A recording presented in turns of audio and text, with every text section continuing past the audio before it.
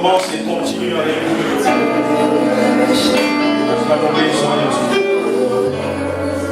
Merci beaucoup, Dieu.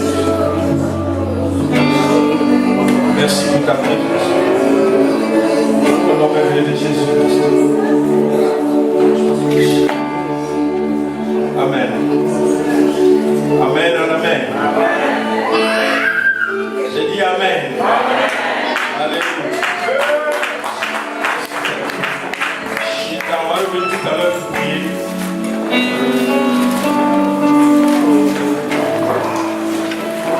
On va regarder brièvement la parole de Dieu ce matin. Merci pour le monde.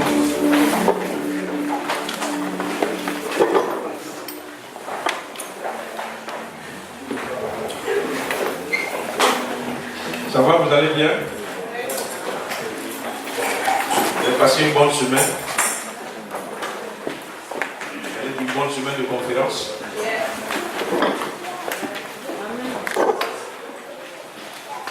Alléluia. Moi j'ai été très béni, j'espère que... Je ne crois pas qu'il y ait quelqu'un de plus béni que moi. J'espère que vous avez été béni aussi. Amen. Non. Je vais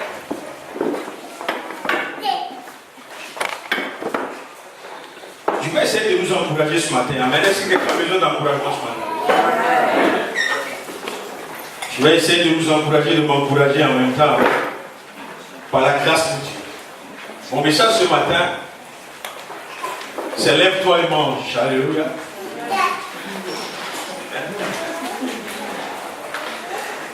Ce n'est pas lève-toi, prends ton lit et marche. Mais j'ai dit lève-toi et mange. Amen. Allons-y dans le livre de 1 Roi, chapitre 19.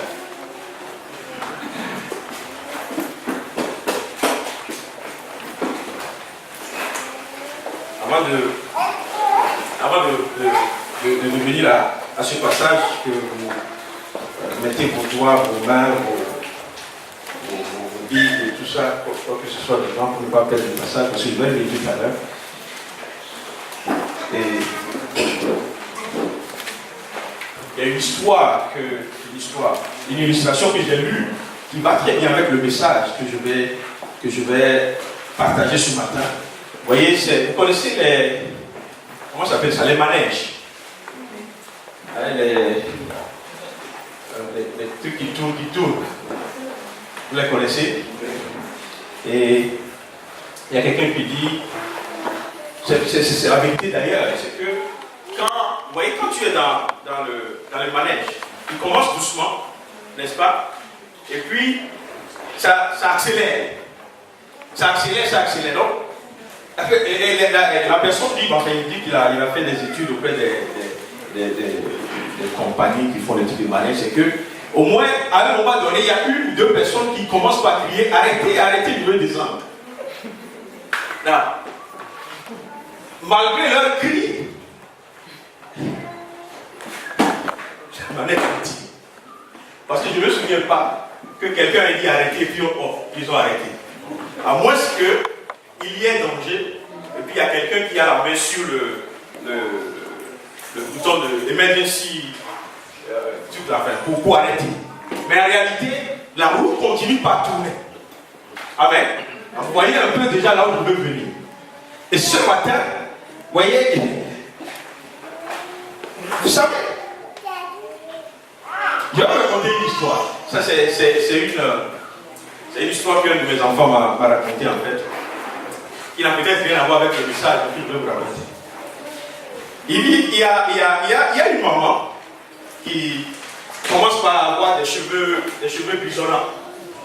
Et puis son enfant la regarde et puis il dit maman, pourquoi est-ce que tes cheveux deviennent gris au fur et à mesure? Voulant faire une petite leçon à son enfant, il dit mais tu sais, à chaque fois que tu commets une bêtise ou bien tu fais quelque chose de mal, je pousse un cheveu blanc. Donc ça veut dire qu'au fur et à mesure qu'il y a beaucoup plus de cheveux blancs sur ma tête, c'est parce que toi, tu ne te comportes pas bien. Et puis l'enfant la regarde et dit je comprends pourquoi tous les cheveux de grand-maman sont devenus blancs.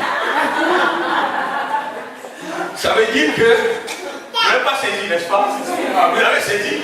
Ça veut dire que l'enfant disait tout simplement à sa maman que ça veut dire que toi là, tu es même plus dangereuse que moi. Parce que moi j'ai fait que quelques cheveux sont devenus gris, mais toi tu as fait que tous les cheveux de grand-maman sont devenus blancs. Alléluia. Alors ce matin, c'est juste pour détendre un peu l'atmosphère. Parce que l'atmosphère doit être détendue. Parce que je veux que vous soyez focalisés sur le message de ce matin. Alléluia. J'aurais vraiment aimé revenir sur certains points de la conférence. Par la grâce de Dieu, peut-être que je me fais certains liens rapidement. Est-ce que vous savez, non, j'ai dit, allons-y dans 1 Roi chapitre 19, que je ne vais pas lire à cause du temps. Vous connaissez l'histoire d'Élie, n'est-ce pas? Tout le monde connaît l'histoire d'Élie.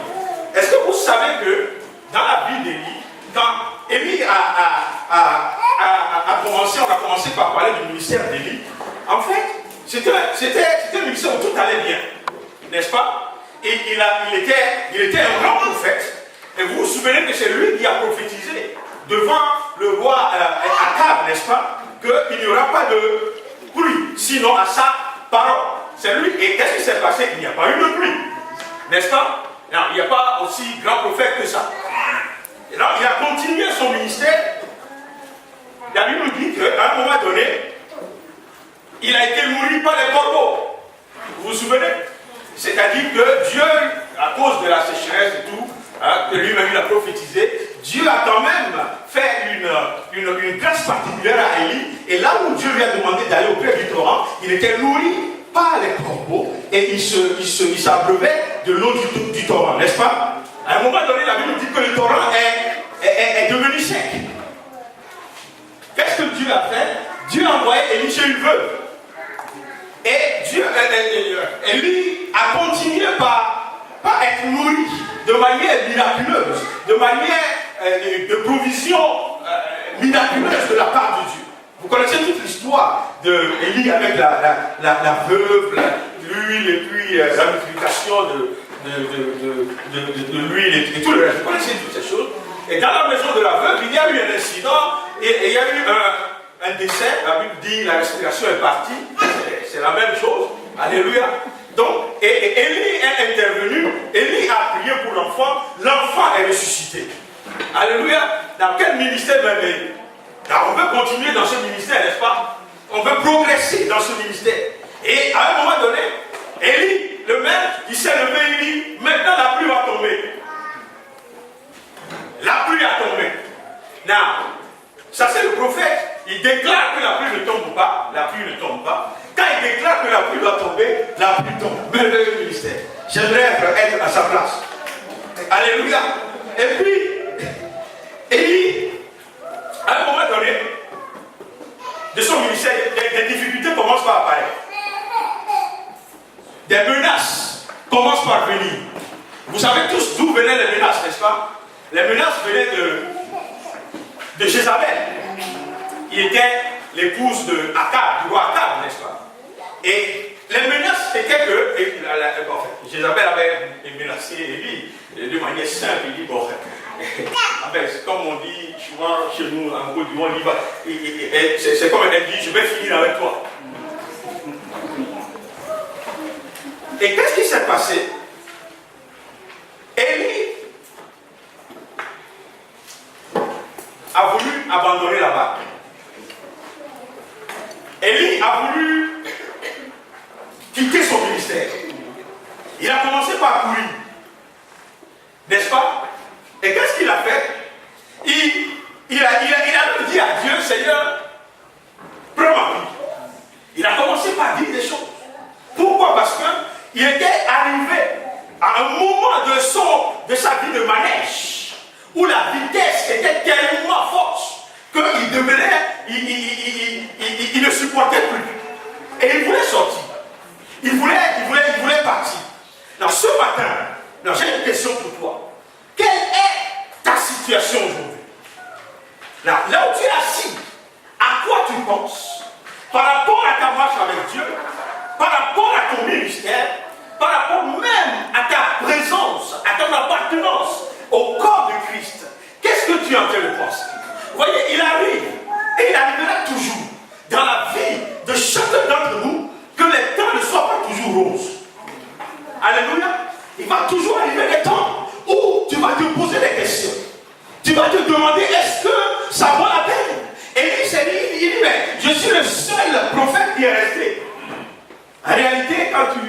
Quand vous regardez très bien, il n'était pas le seul. Alléluia. Et il voulait abandonner toutes choses et juste fuir. Donc, c'est pourquoi je disais au départ, vous voyez, quand on prend l'illustration de la manège, il va arriver un moment où tu crois que ta vie est en danger.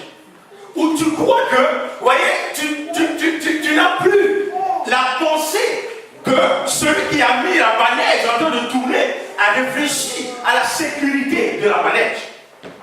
La seule chose que toi, à laquelle tu penses, c'est que là, je suis en train d'aller à la perdition. Je n'ai plus de chance. Je suis fini. Là où je suis, je ne dois plus être là. Ce que je suis en train de faire, ce n'est pas ce que je dois faire. Malgré ce que j'ai vu dans le passé, il est arrivé à un moment dans ma vie où je suis en train de poser des questions. Et ce matin, je pose la... Enfin, je ne veux pas que vous compreniez comme si c'est moi qui suis en train de... Vous comprenez ce que je veux dire? Je suis en train de nous parler ensemble, de manière collective.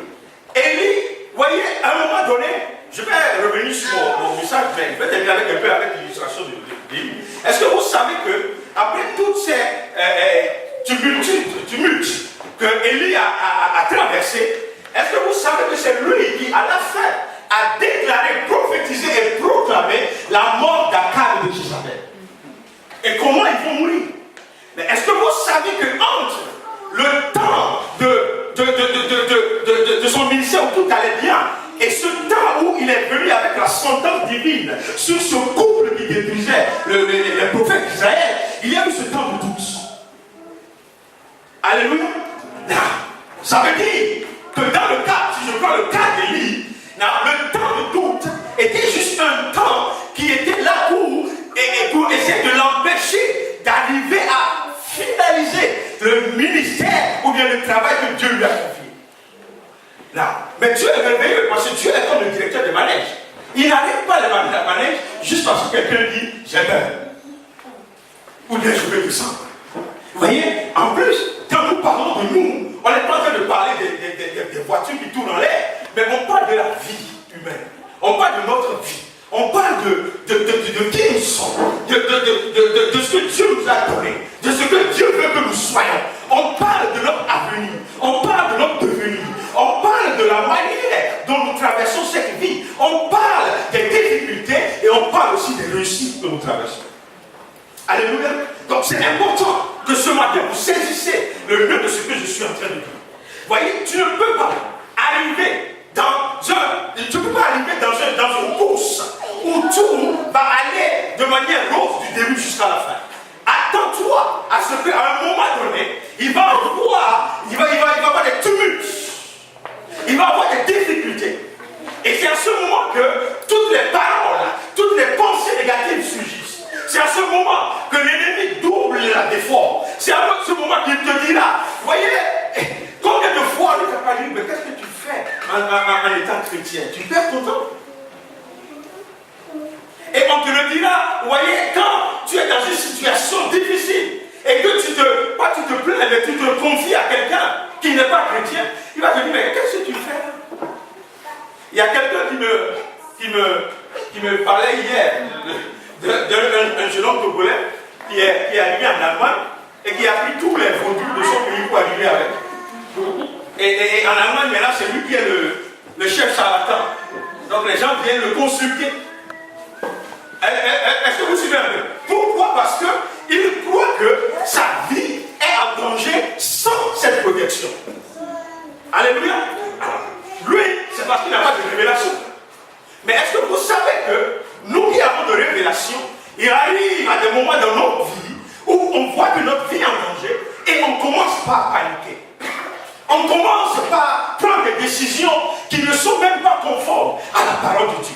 On commence par choisir des solutions ou bien on commence par choisir des avenues qui ne correspondent en rien à ce que Dieu veut. On commence même pas à résister à des conseils qui sont les conseils de Dieu.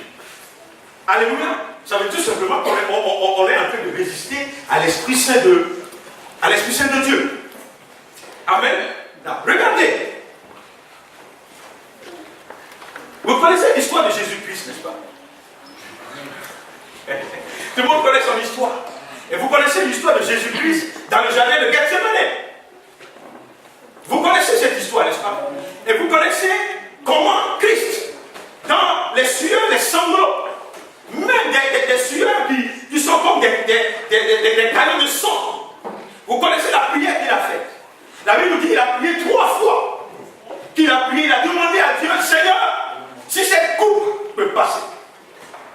Mais le Seigneur a ajouté en même temps que ta volonté soit faite. Mais la réalité de ce que je suis en train de nous dire ce matin, c'est que il va arriver un temps où les situations font que tu vas penser que tu ne peux pas continuer ce que tu es en train de faire.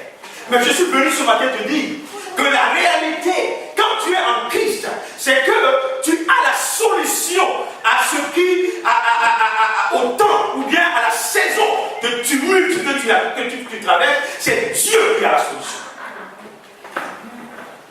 C'est ton Dieu qui est la solution. C'est pourquoi, voyez, mon appel ce matin, c'est que cessons de paniquer. Parce que celui qui panique, il fait toujours de mauvaises décisions. Celui qui panique, voyez, c'est pourquoi souvent les gens qui sont, comment je vais dire ça, comment on dit ça, les gens qui sont spontanés, mais spontanés c'est un bon terme. Voilà, les gens qui sont impétueux, voilà, merci pour le terme. Les gens qui sont impétueux, vous voyez, souvent ils prennent toujours de mauvaises décisions. Et c'est après qu'ils regardent derrière. Même si vous remarquez très bien, ils disent de mauvaises choses. Avant de dire, mais pourquoi est-ce qu'il est sorti? C'est pas. Pourquoi? Parce qu'ils arrivent dans un temps où ils ont peur à cause de la difficulté qu'ils sont en train de traverser. Est-ce que, vous voyez, tu n'as jamais dit que le temps est arrivé que je descende de cette barque, que ce soit dans ton mariage, que ce soit, vous voyez, il y a peut-être marié une seconde, puis cette affaire du mariage, la même personne avec qui on a prêté serment et on dit mais elle est plus belle que tout le monde. Arrivé à un moment donné, on dit mais est-ce que vraiment c'est Dieu qui m'a donné cette école? Pourquoi? Parce que tu es dans un temps de difficulté. Parce que vous reconnaîtrez que quand les temps sont bons, on ne pose jamais ces questions. C'est le miel qui coule. Alléluia. Mais quand les temps sont mauvais, on commence par poser des questions. Des fois dans notre travail, vous voyez, on commence bien, mais quand il y a une petite difficulté, on se demande, on pose des questions. Est-ce que c'est ce que je dois faire? Est-ce que je dois toujours respecter les gens qui sont au-dessus de moi? Est-ce que je dois devenir un peu rebelle? Dans l'église de Dieu, dans l'assemblée de Dieu, les gens se posent des questions souvent. Et vous remarquerez que quand tout va bien, on dit c'est mon assemblée.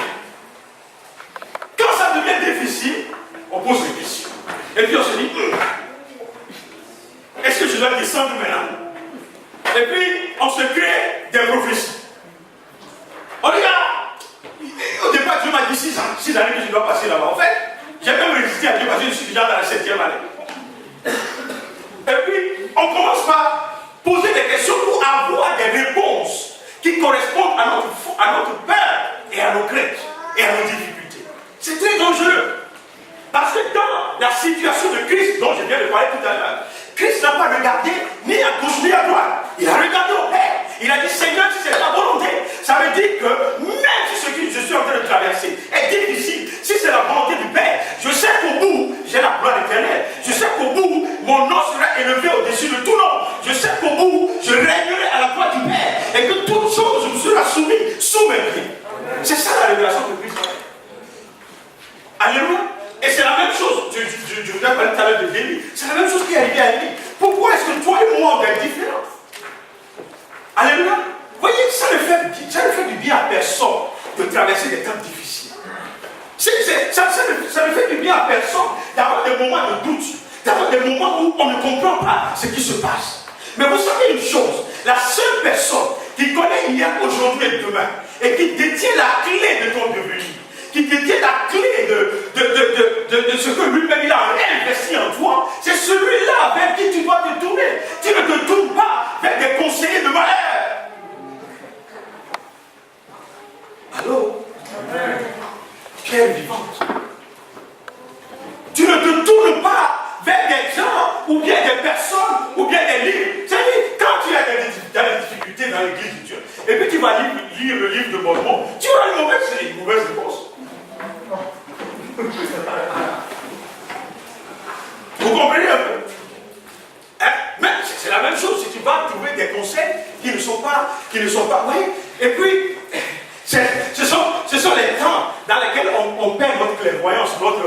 mort. Amen. Est-ce que vous savez que dans l'église de Dieu, des gens sont capables de te dire, je sais que c'est parce que Dieu veut, mais je vais le faire. Ou bien, je sais que ça ne correspond pas à la parole de Dieu, mais, tu sais, je suis un homme. J'ai besoin de réponses, ou bien de solutions. J'ai attendu Dieu trop longtemps.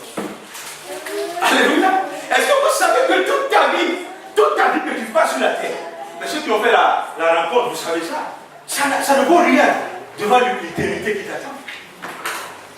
On le répète, mais c'est comme si on est en train de nous sommes en train de nous bousculer. Mais non, mais c'est la réalité. Réalisez un peu que tout ce que tu vas semer pendant cette courte vie de 90 ans, 95, bon, 120, parce que c'est la prophétie que j'ai reçue.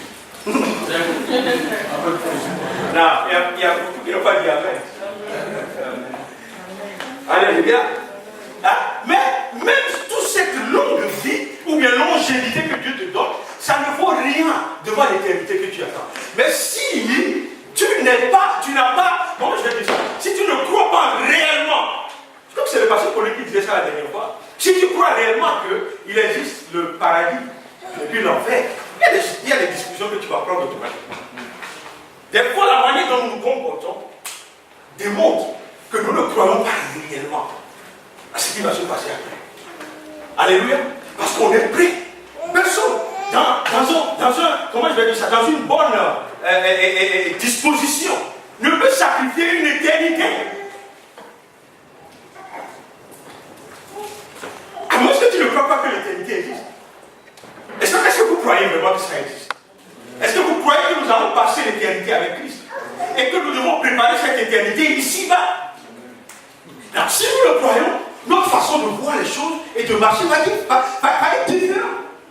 Alléluia. Il y a des trucs. Vous voyez, là où tu es assis, peut-être que dans des situations, dans ton ministère, je l'ai dit tout à l'heure, dans ta maison, il y a des difficultés, il y a des problèmes insurmontables à tes yeux. Tu es arrivé à un moment donné où ta seule solution, c'est qu'il faut que j'abandonne.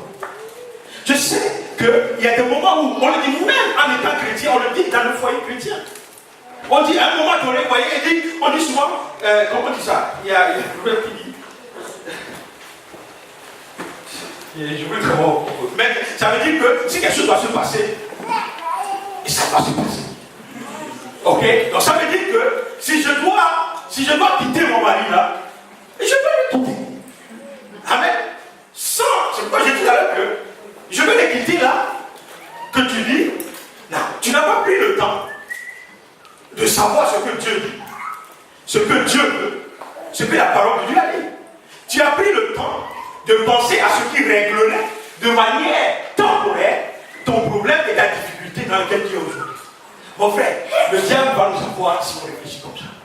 Parce qu'il va toujours envoyer des problèmes, des difficultés sur ton parcours. Et si à chaque fois tu trébuches, et puis tu quittes les voies de Dieu, parce que tu crois que la solution est ailleurs, tu es en danger. Et nous sommes en danger. Pierre vivant, ce matin, je suis venu avec un message très simple. Là, comme je l'ai dit au départ, je ne sais pas ce que tu as dans ta pensée. Je ne sais pas ce que tu traverses à ce moment précis. Je ne sais pas quelles sont tes difficultés. Je suis sûr même que tu es en train de prendre certaines décisions derrière ta tête. Peut-être que tu n'as pas encore même partagé avec qui que ce soit. Mais toi, tu sais là où tu vas. Tu sais ce que tu es en train de faire. Tu sais sur la quoi tu réfléchis. Tu te nourris plus de la parole de Dieu, mais tu te nourris de tes propres résolutions qui sont contraires à la parole de Dieu. Et petit à petit, tes propres résolutions vont prendre place dans ton cœur. Ils vont prendre place dans ta pensée. Elles vont prendre place dans ta vie. Et immanquablement, tu vas finir par poser des actes qui correspondent à tes propres résolutions, pas à la parole de Dieu. Alléluia. Vous voyez? Dieu, la vie ne s'arrête pas parce que nous sommes en danger. Tu peux crier comme tu veux. Tu peux crier comme tu veux. Je suis en danger, arrêtez, mais la vie ne s'arrête pas. Elle ne s'arrêtera que quand Christ reviendra. Ou quand tu n'auras pas le souffle. Mais tu ne peux pas. Tu n'as aucune influence pour arrêter la vie parce que tu es dans un temps difficile. Il faut savoir gérer les temps difficiles. Et c'est là où on va venir pour terminer ce matin. Nous avons besoin, vous voyez, la Bible dit dans le livre d'Hébreux, je vais aller en Hébreux chapitre 4 rapidement. Est-ce que vous me suivez un peu ce matin? S'il vous plaît, mes frères et mes soeurs. Hébreux chapitre 4. Qu'est-ce que nous dit le verset 16? Il dit, approchons-nous donc avec assurance. Dis à quelqu'un avec assurance. Avec assurance, ça veut dire quoi? Ça veut dire sans doute, sans aucun doute. Ok? Avec assurance, ça veut dire que, avec une certitude. Si on veut utiliser les termes mathématiques, c'est-à-dire 100% de certitude. 100%. Ça veut dire de 100 out of 100.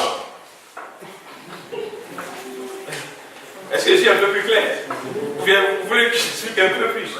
Avec assurance, approchons-nous du trône de la grâce. Afin quoi? Afin d'obtenir miséricorde et de trouver grâce pour être secouru dans nos besoins. Est-ce que tu es dans un besoin quelconque? Est-ce que tu es dans un besoin? Oui, j'aime beaucoup la Bible parce que Dieu est tellement large qu'il nous donne des promesses larges. Parce qu'ici, il n'a pas parlé par exemple de, vous voyez, pour être secouru quand tu es en manque d'argent.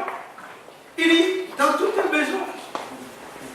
Que ce soit des besoins émotionnels, que ce soit des besoins financiers, des besoins sociaux, merci. Je vois que tu as tous les termes, donne-moi tous les termes. Yes, moi tous les termes. Maritaux, ok.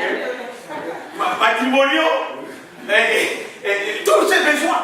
Dieu dit, approchez-vous avec assurance. Là, si je pose la question ce matin, ce qui te préoccupe en ce moment, je sais que tu as prié, tu vas me dire, oh, j'ai prié par rapport à ça. Est-ce que tu as prié avec assurance? Parce qu'en réalité, quand tu as prié avec assurance, ce qui se passe, c'est que tu deviens relax. Parce que tu es sûr que l'affaire est devant le trône du Tout-Puissant. Et tu es relax. Vous voyez, même si les situations devant toi disent autre chose, toi tu es relax. Même si les gens disent autre chose, tu es relax. Parce que tu comprends et tu sais et tu as confiance au Dieu, vous voyez, vers qui tu es allé avec ta situation. Et c'est lui qui demande de venir. Alléluia. Et il dit, il va nous secourir dans nos besoins. Dieu va nous secourir. En tout cas, Dieu va me secourir. Non, je veux que toi aussi tu le dises pour toi-même. Dis, Dieu va me secourir. Bon, c'est vrai qu'il y a des gens qui n'ont pas de besoin. Ils n'ont rien dit. C'est une bonne chose. Le pasteur Pauline dirait souvent, il faut partager ça. Si vous savez le moyen par lequel on passe pour ne pas avoir de besoin, partagez. Comme ça, nous aussi, on va savoir. Amen. Mais, regardons dans le livre de Psaume. Psaume 22. Psaume 22. Psaume 22. Quand tu es dans un besoin, mon frère, ne regarde pas rien. Ne tourne pas. La Bible dit, ne promène pas des regards inquiets. N'est-ce pas? Ne promène pas des regards inquiets. C'est fort. Ne promène pas. Parce que souvent, quand le regard est inquiet, il est promeneur. Il voit partout. Il cherche partout. 22-12, il dit, ne t'éloigne pas de moi quand la détresse est proche, quand personne ne vient à mon secours. Ça, c'est le psalmiste qui parle. Il dit à Dieu, ne t'éloigne pas de moi. Pourquoi? Parce qu'il a compris que quand il n'y a pas de secours ailleurs, le seul secours qui existe, c'est Dieu lui-même. Alléluia. Donc quand la situation n'a pas de réponse, n'a pas de solution, ailleurs, Dieu détient la solution. Quand tu crois que c'est fini, c'est rayé, c'est barré, Dieu a la solution. Alléluia. La Bible dit dans Proverbe 18, au verset 24, qu'il dit, il y a un ami est plus attaché qu'un frère. Alléluia. Est-ce que vous savez que Christ est notre ami? Vous voyez, il y a des révélations que nous devons, comment on dit ça, grâce, que nous devons saisir. Vous voyez, Christ est notre ami. Et il est proche, il y a beaucoup de chants qu'on chante. Et l'ami fidèle, Et puis quand on finit de chanter, on oublie qu'il est réellement l'ami, fidèle et tendre. C'est ça qu'on dit, nous avons en Jésus-Christ. Donc Jésus-Christ, Christ, notre Seigneur, il est là pour nous dans les situations. Mon frère, le premier regard doit être vers Christ. Le premier regard doit être tourné vers Christ. Parle à Jésus de tes difficultés. Je crois que c'est dans Philippiens 4, Philippiens 4, 16, où il dit tous vos besoins. Faites connaître vos besoins. Voilà. Faites. Bon, lisez ça. Pas des prières et des supplications. Faites connaître tous vos besoins à Dieu. Alléluia. Non. Vous savez que des fois, de manière tout simplement même, on ne le fait même pas. On a des besoins et puis la première réaction, même ce n'est même pas d'amener ce besoin à Christ. D'abord, on commence à lutter. Vous voyez, on se crée des difficultés inutiles. On commence à lutter. Vous savez, en Afrique, par exemple, les gens ils connaissent le secret. Quand ils vont, quand ils veulent, pas en Afrique en général, mais je vais prendre la situation du Togo, par exemple. Quand le gars il veut réussir, il ne fait pas d'effort. Il sait à qui il doit s'allier.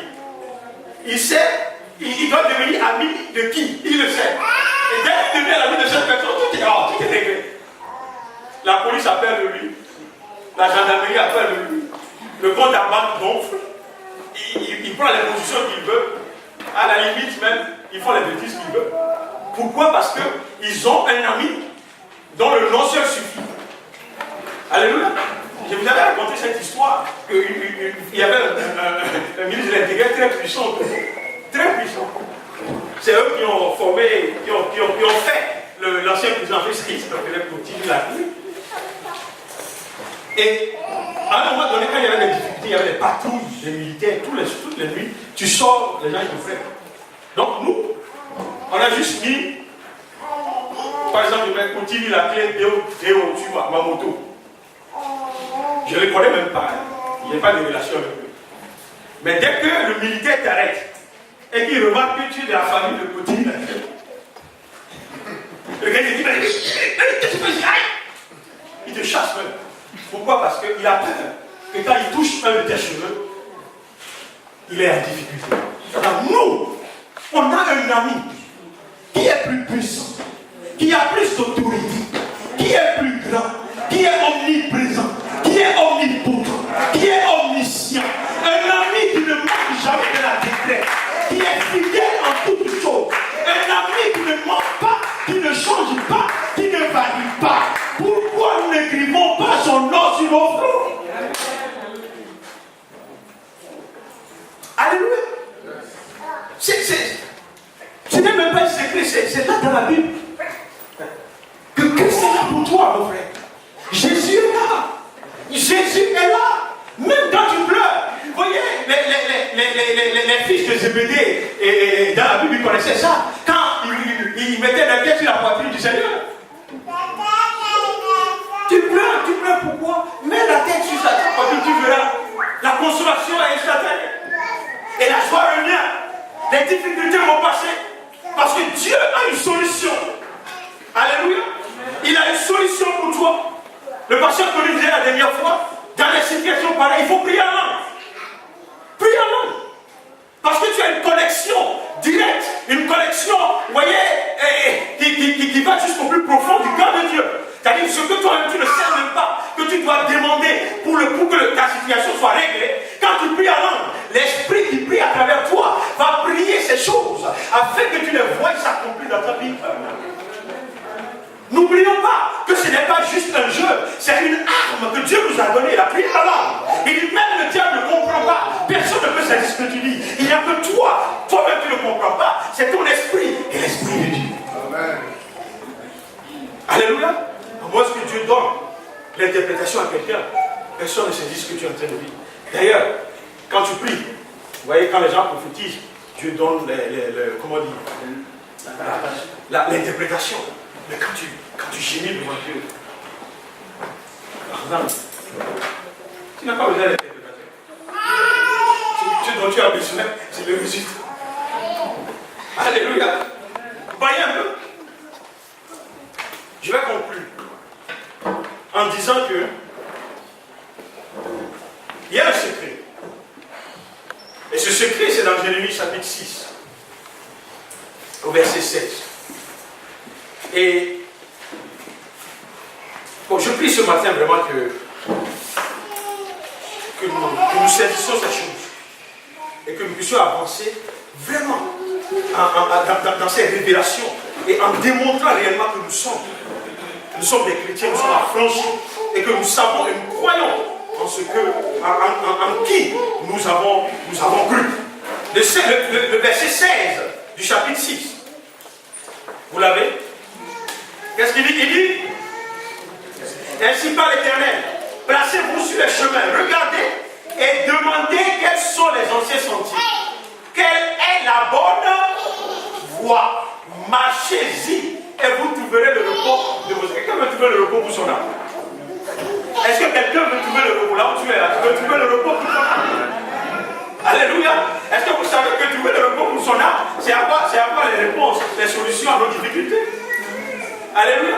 Il dit, il est clair ici, il dit, si tu veux trouver le repos pour ton âme, il y a une chose que tu dois faire. Il faut que tu trouves la bonne voie et que tu y marches. Maintenant, nous trouvons souvent la bonne voie, mais nous refusons d'y marcher. Et nous marchons sur la voie qui est opposée, parce que c'est la voie qui est plus grande, c'est la voie qui est plus large, c'est la voie qui est plus facile. Alléluia. Mais la bonne voie n'est pas forcément la voie qui est facile. Amen. Ce n'est pas seulement la voie qui est facile. Souvent, quand il y a des parents qui, même pas des parents seulement des enfants, quand ils ont des situations difficiles avec leur enfant, et qu'à un moment donné, ils disent, oh, à partir d'aujourd'hui, tu n'es plus mon enfant. Ça, c'est la voie la plus agréable. Parce que c'est fini, plus de soucis. Tu te débrouilles, et puis c'est fini. On a coupé. Mais la voie de Dieu n'est pas forcément cette voie. Ça peut être difficile. Ça peut être la voie du pardon. Ça peut être la voie de l'humilité. Ça peut être la voie de... Non, mais c'est ça, la voie de Dieu. Et c'est ce que nous devons emprunter. Si c'est la voie de Dieu, empruntons la voie de Dieu pour réussir. Alléluia. Je vais conclure en disant que la réponse à tes difficultés, ce n'est pas l'abandon. Alléluia. Alors, je veux que tu dises ça à toi-même. La réponse à ce que tu traverses, ce n'est pas l'abandon.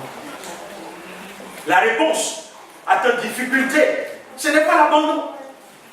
Alléluia. Est-ce que vous savez que ceux qui ont résisté à l'abandon, à la fin, ils deviennent plus heureux qu'au départ?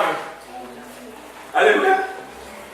Et il faut que nous sachions que, voyez, quand tu tombes dans l'abandon, tu as échoué.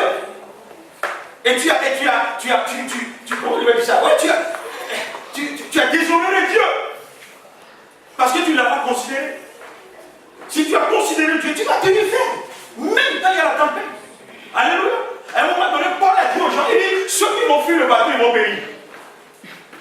Vous vous souvenez de ça? C'était prophétique. N'est-ce pas? Il dit, ceux qui vont fuir, ils vont périr. Mais en réalité, le bateau est en train de périr. Ça veut dire que normalement, ceux qui arriveront à fuir le bateau doivent survivre. Dans la logique. N'est-ce pas? Mais lui dit, ceux qui restent dans le bateau qui périssent survivent. Et ceux qui fuient le bateau qui périt, périssent. Non. Je n'ai pas dit que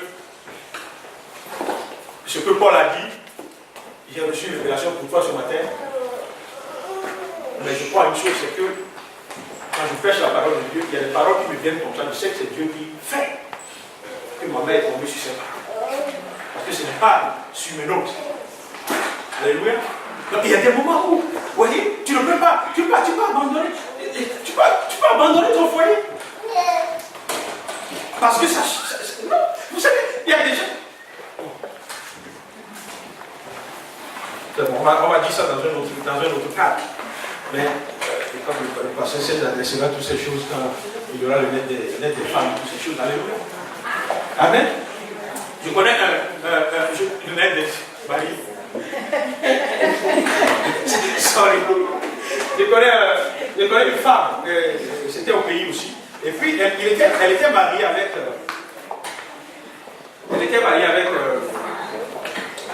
avec un jeune homme. Et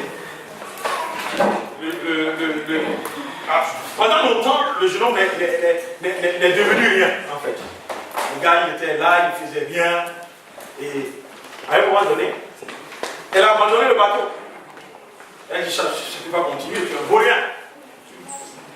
Okay? Et puis quand tu vas chez le chef du village, avec cet argument, il va te dire, tu as raison, ton mari ne vaut rien.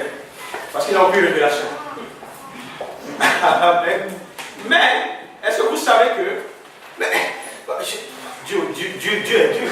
Quand il a quitté le bateau, je ne sais pas par quel miracle en Chine, le gars est devenu un des gars les plus riches. Il y a des gens qui font ça. Amen. Non, le gars il est parti là, il est parti en stage quelque part, il travaille il travaille avec la compagnie d'électricité et tout ça, et puis il est parti quelque part, et puis il est devenu un grand ingénieur quelque part, et puis il est devenu, bon, ce qui est merveilleux, c'est qu'il est devenu, il connaissait Dieu. En ce moment, je me souviens quand il nous agaçait avec la parole de Dieu, alléluia. Tous on était là dans le quartier, on faisait ce qu'on veut. Lui, il vient, non seulement il vient, il est bien, il a trouvé un bon boulot, il est bien qualifié. Et puis, il dit Jésus. Quand je me souviens, une fois Bonquet est venu dans le pays, c'est Bonquet, Maurice Lulot plutôt, une conférence. Le gars, il dit on doit partir. Moi, on ne connaissait même pas Maurice Lulot. Qu'est-ce qu'il y a? Alléluia. Mais ce que je suis en train de dire en fait, avant d'arriver à ça, c'est que non, elle aurait pu résister dans les temps difficiles, elle aurait profité de ce qui est venu après. Mais quand nous sautons rapidement, nous prenons des conclusions rapides, nous jugeons rapidement, nous sautons de la barre, nous disparaissons. Il y a des moments où le choix n'est pas le bon choix. Le pasteur Koury disait la dernière fois, si tu dois le faire, si tu dois faire, c'est Dieu. Parce qu'il y a la fait, si ce n'est pas Dieu, ça devient difficile. Amen. Alléluia. On va se tenir debout et finir mon message.